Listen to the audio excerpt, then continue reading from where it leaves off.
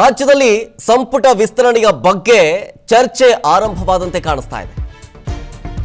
ಈಗಾಗಲೇ ಒಂದು ಸ್ಥಾನ ಖಾಲಿಯಾಗಿದೆ, ಅದನ್ನ ತುಂಬುವಂತೆ ಒತ್ತಡ ಹೆಚ್ಚಾಗ್ತಾ ಇದೆ. ವಾಲ್ಮೀಕಿ ಹಗರಣದಲ್ಲಿ ಶಾಸಕ ಬಿ ನಾಗೇಂದ್ರ ಅವರು ರಾಜೀನಾಮೆ ಕೊಟ್ಟಿದ್ರಿ. ಶಾಸಕ ಬಿ ನಾಗೇಂದ್ರ ಅವರಿಂದ ಖಾಲಿಯಾಗಿದೆ ಆ ಸ್ಥಾನ ತುಂಬಿಸೋದಕ್ಕೆ ಭಾರಿ ಒತ್ತಡ ಹೇರಲಾಗ್ತಾ ಇದೆಯಾ? ಡಿಸಿಎಂ ಡಿಕೆ ಶಿವಕುಮಾರ್ ಮೇಲೂ ಈ ಬಗ್ಗೆ ಭಾರಿ ಒತ್ತಡ ಹೇರಲಾಗ್ತಾ ಇದೆಯಾ? ರಾಜ್ಯದಲ್ಲಿ ಲಾಬಿಯನ್ನ ನಡೆಸಿ ಅಪ್ಪ ಮಗ ದೆಹಲಿಗೆ ಹೋಗಿದ್ದಾರಂತೆ. ದೆಹಲಿಗೆ ಶಾಸಕ ಕೃಷ್ಣಪ್ಪ ಹಾಗೆ ಪ್ರಿಯಾ ಕೃಷ್ಣ ಇಬ್ರು ಕೂಡ ಇದ್ರ ಬಗ್ಗೆ ಲಾಬಿಯನ್ನ ನಡೆಸೋದಕ್ಕೆ ದೆಹಲಿಗೆ ಹೋಗಿದ್ದಾರಂತೆ. ಒಂದು ಕಡೆ ಬಿಬಿಎಂಪಿ ಎಲೆಕ್ಷನ್ ಬೇರೆ ಬರ್ತಾ ಇದೆ, ಅದರ ಕುರಿತು ಜೊತೆಗೆ ಉಪಚುನಾವಣೆಯೂ ಕೂಡ ಹತ್ರ ಬರುತ್ತೆ, ಡೇಟ್ ಕೂಡ ಅನೌನ್ಸ್ ಆಗಬೇಕು. ಎರಡೂ ವಿಚಾರಗಳನ್ನು ಮುಂದಿಟ್ಕೊಂಡು ಲಾಬಿಯನ್ನ ನಡೆಸಿ ಖಾಲಿಯಾಗಿರೋ ಶಾಸಕ ಬಿ ನಾಗೇಂದ್ರ ಅವರ ಸ್ಥಾನವನ್ನ ತುಂಬುವಂತೆ ಬೇಡಿಕೆಯನ್ನ ಹೆಚ್ಚಿಸಲಾಗ್ತಾ ಇದೆ. ಚನ್ನಪಟ್ಟಣ ಬೈ ಎಲೆಕ್ಷನ್ ಮುಂದಿಟ್ಕೊಂಡು ನಾಯಕರಿಗೆ ದಾಳ ಆಗ್ತಾ ಇರೋದು. ಒಕ್ಕಲಿಗ ಸಮುದಾಯಕ್ಕೆ ಇನ್ನೊಂದು ಸ್ಥಾನ ಕೊಡೋದಕ್ಕೆ ಬಿಗಿಪಟ್ಟು ಹಿಡಿದು ಕೂರಲಾಗಿದೆ. ಕೃಷ್ಣಪ್ಪಗೆ ಸಚಿವ ಸ್ಥಾನ ಕೊಟ್ರೆ ಪಾಲಿಕೆ ಚುನಾವಣೆಗೂ ಕೂಡ ಅನುಕೂಲವಾಗುತ್ತೆ ಅಂತ ಹೇಳಿ ಕೃಷ್ಣಪ್ಪ ಪರ ಲಾಬಿ ಮಾಡ್ತಾ ಇದ್ದಾರೆ ಕೆಲವೊಂದಿಷ್ಟು ಕಾಂಗ್ರೆಸ್ನ ಕೆಲ ನಾಯಕರು ಕೂಡ. ಹೀಗಾಗಿ ಸಿದ್ದರಾಮಯ್ಯನವರು ಹೈಕಮಾಂಡ್ ಭೇಟಿ ಮಾಡಿ ಚರ್ಚೆ ಮಾಡಿ ನಮ್ಗೇನು ತೊಂದರೆ ಇಲ್ಲ ಅಂತ ಹೇಳಿದ್ರು. ಖರ್ಗೆ ಬಳಿ ಲಾಬಿ ನಡೆಸೋದಕ್ಕೆ ದೆಹಲಿಗೆ ಪ್ರಿಯಾ ಕೃಷ್ಣ ಅವರು ಹೋಗಿದ್ದಾರೆ. ಒಂದು ಕಡೆ ಬಿಬಿಎಂಪಿ ಎಲೆಕ್ಷನ್, ಮತ್ತೊಂದು ಕಡೆ ಉಪಚುನಾವಣೆ, ಎರಡೂ ವಿಚಾರವನ್ನ ಮುಂದಿಟ್ಕೊಂಡು ಸಿಎಂ ಸಿದ್ದರಾಮಯ್ಯನವರ ಬಳಿ ಲಾಬಿ ಮಾಡೋದಕ್ಕೆ ಹೋದಂತಹ ಸಂದರ್ಭದಲ್ಲಿ ಹೈಕಮಾಂಡ್ ಬಳಿ ಕೇಳಿ ಅಂತ ಹೇಳಿದ್ರು. ಸೊ ಹೀಗಾಗಿ ಖರ್ಗೆ ಬಳಿ ಲಾಬಿ ನಡೆಸೋದಕ್ಕೆ ದೆಹಲಿಗೆ ಪ್ರಿಯಾ ಕೃಷ್ಣ ಅವರು ಹಾಗೆ ಕೃಷ್ಣಪ್ಪ ಅವರು ಇಬ್ಬರೂ ಕೂಡ ಹೋಗಿದ್ದಾರೆ. ಡೀಟೇಲ್ಸ್ ಕೊಡ್ತಾರೆ ನಮ್ಮ ಪ್ರತಿನಿಧಿ ಚಂದ್ರಶೇಖರ್ ನೇರ ಸಂಪರ್ಕದಲ್ಲಿ. ಚಂದ್ರಶೇಖರ್, ನಾಗೇಂದ್ರ ಅವರಿಂದ ತೆರವಾಗಿರುವಂತಹ ಆ ಒಂದು ಸ್ಥಾನಕ್ಕೆ ಇದೀಗ ಪ್ರಿಯಾ ಕೃಷ್ಣ ಅವರು ಕಣ್ಣಿಟ್ಟಂತೆ ಕಾಣಿಸ್ತಾ ಇದೆ. ಯಾವ ರೀತಿ ಯಾವೆಲ್ಲ ವಿಚಾರಗಳನ್ನು ಮುಂದಿಟ್ಕೊಂಡು ಲಾಬಿ ನಡೆಸಬಹುದು ಅಂತ ಹೇಳಿ ಹೈಕಮಾಂಡ್ ಮುಂದೆ? ಶರತ್, ಖಂಡಿತವಾಗ್ಲು ಈಗಾಗಲೇ ನಾಗೇಂದ್ರ ಅವರ ಸಚಿವ ಸ್ಥಾನವನ್ನು ಕಳ್ಕೊಂಡಿರ್ತಕ್ಕಂಥದ್ದು.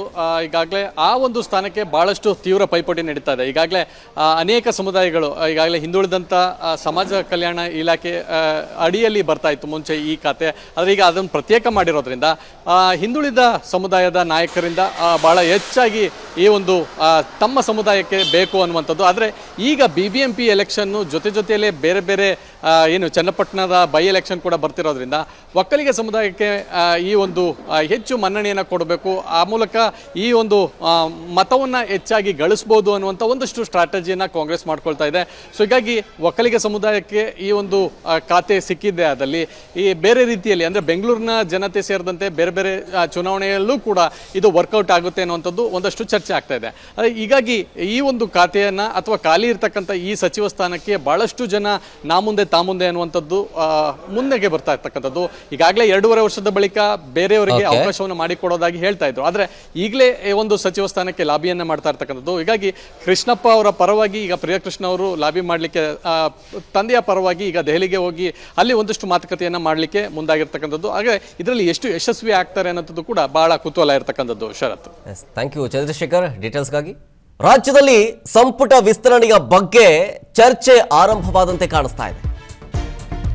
ಈಗಾಗಲೇ ಒಂದು ಸ್ಥಾನ ಖಾಲಿಯಾಗಿದೆ, ಅದನ್ನ ತುಂಬುವಂತೆ ಒತ್ತಡ ಹೆಚ್ಚಾಗ್ತಾ ಇದೆ. ವಾಲ್ಮೀಕಿ ಹಗರಣದಲ್ಲಿ ಶಾಸಕ ಬಿ ನಾಗೇಂದ್ರ ಅವರು ರಾಜೀನಾಮೆ ಕೊಟ್ಟಿದ್ರಿ. ಶಾಸಕ ಬಿ ನಾಗೇಂದ್ರ ಅವರಿಂದ ಖಾಲಿಯಾಗಿದೆ ಆ ಸ್ಥಾನ ತುಂಬಿಸೋದಕ್ಕೆ ಭಾರಿ ಒತ್ತಡ ಹೇರಲಾಗ್ತಾ ಇದೆಯಾ? ಡಿಸಿಎಂ ಡಿಕೆ ಶಿವಕುಮಾರ್ ಮೇಲೂ ಈ ಬಗ್ಗೆ ಭಾರಿ ಒತ್ತಡ ಹೇರಲಾಗ್ತಾ ಇದೆಯಾ? ರಾಜ್ಯದಲ್ಲಿ ಲಾಬಿಯನ್ನ ನಡೆಸಿ ಅಪ್ಪ ಮಗ ದೆಹಲಿಗೆ ಹೋಗಿದ್ದಾರಂತೆ.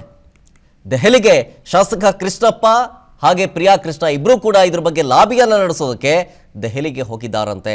ಒಂದು ಕಡೆ ಬಿಬಿಎಂಪಿ ಎಲೆಕ್ಷನ್ ಬೇರೆ ಬರ್ತಾ ಇದೆ, ಅದರ ಕುರಿತು ಜೊತೆಗೆ ಉಪಚುನಾವಣೆಯೂ ಕೂಡ ಹತ್ರ ಬರುತ್ತೆ, ಡೇಟ್ ಕೂಡ ಅನೌನ್ಸ್ ಆಗಬೇಕು.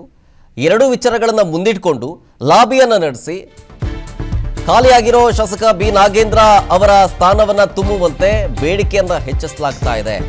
ಚನ್ನಪಟ್ಟಣ ಬೈ ಎಲೆಕ್ಷನ್ ಮುಂದಿಟ್ಕೊಂಡು ನಾಯಕರಿಗೆ ದಾಳ ಆಗ್ತಾ ಇರೋದು. ಒಕ್ಕಲಿಗ ಸಮುದಾಯಕ್ಕೆ ಇನ್ನೊಂದು ಸ್ಥಾನ ಕೊಡೋದಕ್ಕೆ ಬಿಗಿಪಟ್ಟು ಹಿಡಿದು ಕೂರಲಾಗಿದೆ. ಕೃಷ್ಣಪ್ಪಗೆ ಸಚಿವ ಸ್ಥಾನ ಕೊಟ್ರೆ ಪಾಲಿಕೆ ಚುನಾವಣೆಗೂ ಕೂಡ ಅನುಕೂಲವಾಗುತ್ತೆ ಅಂತ ಹೇಳಿ ಕೃಷ್ಣಪ್ಪ ಪರ ಲಾಬಿ ಮಾಡ್ತಾ ಇದ್ದಾರೆ ಕೆಲವೊಂದಿಷ್ಟು ಕಾಂಗ್ರೆಸ್ನ ಕೆಲ ನಾಯಕರು ಕೂಡ. ಹೀಗಾಗಿ ಸಿದ್ದರಾಮಯ್ಯನವರು ಹೈಕಮಾಂಡ್ ಭೇಟಿ ಮಾಡಿ ಚರ್ಚೆ ಮಾಡಿ ನಮ್ಗೇನು ತೊಂದರೆ ಇಲ್ಲ ಅಂತ ಹೇಳಿದ್ರು. ಖರ್ಗೆ ಬಳಿ ಲಾಬಿ ನಡೆಸೋದಕ್ಕೆ ದೆಹಲಿಗೆ ಪ್ರಿಯಾ ಕೃಷ್ಣ ಅವರು ಹೋಗಿದ್ದಾರೆ. ಒಂದು ಕಡೆ ಬಿಬಿಎಂಪಿ ಎಲೆಕ್ಷನ್, ಮತ್ತೊಂದು ಕಡೆ ಉಪಚುನಾವಣೆ, ಎರಡೂ ವಿಚಾರವನ್ನ ಮುಂದಿಟ್ಕೊಂಡು ಸಿಎಂ ಸಿದ್ದರಾಮಯ್ಯನವರ ಬಳಿ ಲಾಬಿ ಮಾಡೋದಕ್ಕೆ ಹೋದಂತಹ ಸಂದರ್ಭದಲ್ಲಿ ಹೈಕಮಾಂಡ್ ಬಳಿ ಕೇಳಿ ಅಂತ ಹೇಳಿದ್ರು. ಸೊ ಹೀಗಾಗಿ ಖರ್ಗೆ ಬಳಿ ಲಾಬಿ ನಡೆಸೋದಕ್ಕೆ ದೆಹಲಿಗೆ ಪ್ರಿಯಾ ಕೃಷ್ಣ ಅವರು ಹಾಗೆ ಕೃಷ್ಣಪ್ಪ ಅವರು ಇಬ್ಬರೂ ಕೂಡ ಹೋಗಿದ್ದಾರೆ.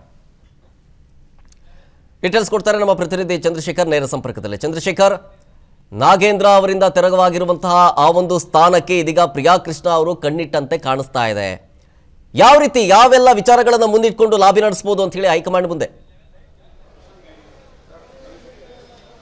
ಶರತ್, ಖಂಡಿತವಾಗ್ಲು ಈಗಾಗಲೇ ನಾಗೇಂದ್ರ ಅವರ ಸಚಿವ ಸ್ಥಾನವನ್ನು ಕಳ್ಕೊಂಡಿರ್ತಕ್ಕಂಥದ್ದು, ಈಗಾಗಲೇ ಆ ಒಂದು ಸ್ಥಾನಕ್ಕೆ ಬಹಳಷ್ಟು ತೀವ್ರ ಪೈಪೋಟಿ ನಡೀತಾ ಇದೆ. ಈಗಾಗಲೇ ಅನೇಕ ಸಮುದಾಯಗಳು ಈಗಾಗಲೇ ಹಿಂದುಳಿದಂಥ ಸಮಾಜ ಕಲ್ಯಾಣ ಇಲಾಖೆ ಅಡಿಯಲ್ಲಿ ಬರ್ತಾ ಇತ್ತು ಮುಂಚೆ ಈ ಖಾತೆ. ಆದರೆ ಈಗ ಅದನ್ನು ಪ್ರತ್ಯೇಕ ಮಾಡಿರೋದ್ರಿಂದ ಹಿಂದುಳಿದ ಸಮುದಾಯದ ನಾಯಕರಿಂದ ಬಹಳ ಹೆಚ್ಚಾಗಿ ಈ ಒಂದು ತಮ್ಮ ಸಮುದಾಯಕ್ಕೆ ಬೇಕು ಅನ್ನುವಂಥದ್ದು. ಆದರೆ ಈಗ BBMP ಎಲೆಕ್ಷನ್ನು ಜೊತೆಯಲ್ಲೇ ಬೇರೆ ಬೇರೆ ಏನು ಚನ್ನಪಟ್ಟಣದ ಬೈ ಎಲೆಕ್ಷನ್ ಕೂಡ ಬರ್ತಿರೋದ್ರಿಂದ ಒಕ್ಕಲಿಗ ಸಮುದಾಯಕ್ಕೆ ಈ ಒಂದು ಹೆಚ್ಚು ಮನ್ನಣೆಯನ್ನು ಕೊಡಬೇಕು, ಆ ಮೂಲಕ ಈ ಒಂದು ಮತವನ್ನು ಹೆಚ್ಚಾಗಿ ಗಳಿಸ್ಬೋದು ಅನ್ನುವಂಥ ಒಂದಷ್ಟು ಸ್ಟ್ರಾಟಜಿಯನ್ನು ಕಾಂಗ್ರೆಸ್ ಮಾಡ್ಕೊಳ್ತಾ ಇದೆ. ಸೊ ಹೀಗಾಗಿ ಒಕ್ಕಲಿಗ ಸಮುದಾಯಕ್ಕೆ ಈ ಒಂದು ಖಾತೆ ಸಿಕ್ಕಿದೆ. ಅದಲ್ಲಿ ಈ ಬೇರೆ ರೀತಿಯಲ್ಲಿ ಅಂದರೆ ಬೆಂಗಳೂರಿನ ಜನತೆ ಸೇರಿದಂತೆ ಬೇರೆ ಬೇರೆ ಚುನಾವಣೆಯಲ್ಲೂ ಕೂಡ ಇದು ವರ್ಕೌಟ್ ಆಗುತ್ತೆ ಅನ್ನುವಂಥದ್ದು ಒಂದಷ್ಟು ಚರ್ಚೆ ಆಗ್ತಾ ಇದೆ. ಹೀಗಾಗಿ ಈ ಒಂದು ಖಾತೆಯನ್ನು ಅಥವಾ ಖಾಲಿ ಇರ್ತಕ್ಕಂಥ ಈ ಸಚಿವ ಸ್ಥಾನಕ್ಕೆ ಬಹಳಷ್ಟು ಜನ ನಾ ಮುಂದೆ ತಾ ಮುಂದೆ ಅನ್ನುವಂಥದ್ದು ಮುಂದೆಗೆ ಬರ್ತಾ ಇರ್ತಕ್ಕಂಥದ್ದು. ಈಗಾಗಲೇ 2.5 ವರ್ಷದ ಬಳಿಕ ಬೇರೆಯವರಿಗೆ ಅವಕಾಶವನ್ನು ಮಾಡಿಕೊಡೋದಾಗಿ ಹೇಳ್ತಾ ಇದ್ರು. ಆದರೆ ಈಗಲೇ ಒಂದು ಸಚಿವ ಸ್ಥಾನಕ್ಕೆ ಲಾಬಿಯನ್ನ ಮಾಡ್ತಾ ಇರ್ತಕ್ಕಂಥದ್ದು. ಹೀಗಾಗಿ ಕೃಷ್ಣಪ್ಪ ಅವರ ಪರವಾಗಿ ಈಗ ಪ್ರಿಯಕೃಷ್ಣ ಅವರು ಲಾಬಿ ಮಾಡಲಿಕ್ಕೆ ತಂದೆಯ ಪರವಾಗಿ ಈಗ ದೆಹಲಿಗೆ ಹೋಗಿ ಅಲ್ಲಿ ಒಂದಷ್ಟು ಮಾತುಕತೆಯನ್ನ ಮಾಡಲಿಕ್ಕೆ ಮುಂದಾಗಿರ್ತಕ್ಕಂಥದ್ದು. ಹಾಗೆ ಇದರಲ್ಲಿ ಎಷ್ಟು ಯಶಸ್ವಿ ಆಗ್ತಾರೆ ಅನ್ನೋದು ಕೂಡ ಬಹಳ ಕುತೂಹಲ ಇರತಕ್ಕಂಥದ್ದು. ಶರತ್, ಥ್ಯಾಂಕ್ ಯು ಚಂದ್ರಶೇಖರ್ ಡೀಟೇಲ್ಸ್ಗಾಗಿ. ಅನುಕ್ಷಣದ ಸುದ್ದಿಗಳಿಗಾಗಿ ವಿಸ್ತಾರ ನ್ಯೂಸ್ ಯೂಟ್ಯೂಬ್ ಚಾನೆಲ್ ಸಬ್ಸ್ಕ್ರೈಬ್ ಮಾಡಿ. ಹೊಸ ಸುದ್ದಿಗಳ ನೋಟಿಫಿಕೇಶನ್ಗಾಗಿ ಬೆಲ್ ಐಕಾನ್ ಕ್ಲಿಕ್ ಮಾಡಿ. ಲೇಟೆಸ್ಟ್ ಅಪ್ಡೇಟ್ಸ್ಗಾಗಿ www.vistaranews.com ವೆಬ್ಸೈಟ್ಗೆ ವಿಸಿಟ್ ಮಾಡಿ. ಅಂಗೈಯಲ್ಲೇ ಜಗತ್ತಿನ ಸುದ್ದಿ ತಿಳಿಯಲು ವಿಸ್ತಾರ ನ್ಯೂಸ್ ಕನ್ನಡ ಆಪ್ ಡೌನ್ಲೋಡ್ ಮಾಡಿ.